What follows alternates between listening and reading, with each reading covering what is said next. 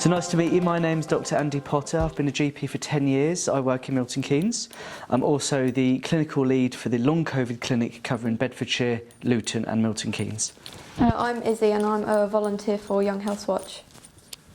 Can you describe the typical symptoms a young person would experience with long COVID if they haven't been vaccinated? No problem. So patients, young people, adults, children can experience a huge variety of different symptoms with long COVID. The patients that have been referred to us that are struggling, the main symptoms are around fatigue, around mental health problems, dizziness and palpitations.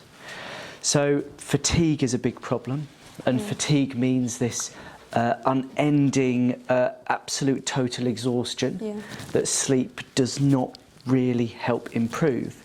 It's quite different from when you're just feeling tired and have a nice long sleep and the tiredness improves. Fatigue is quite different to that. So it doesn't matter for how long someone sleeps, if they're feeling very fatigued, they don't feel refreshed. So that's one of the more common symptoms that we see. Breathing problems can be a real problem as well.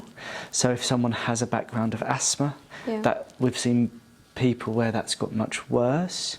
They're struggling to play football or netball or do any sorts of sport and activity because they're just feeling they can't catch the breath enough.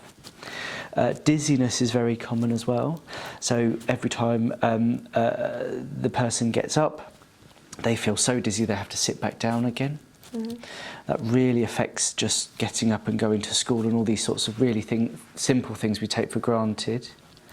Another common symptom is racing of the heart and palpitations. So what we mean by palpitations is awareness of the heart beating, because we're not normally aware of our heart beating.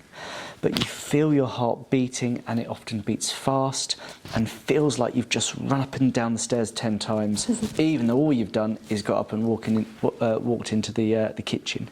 So they're the common symptoms, so feeling very fatigued, feeling dizzy, feeling short of breath, and palpitations, feeling of the heart racing. The other less common symptom, but also very problematic symptom, are things like not being able to smell and taste. So we heard a lot about that from people in the first wave when they're affected, and that can continue. Headaches, muscle aches are other sorts of problems which are really affecting people that are referred to us.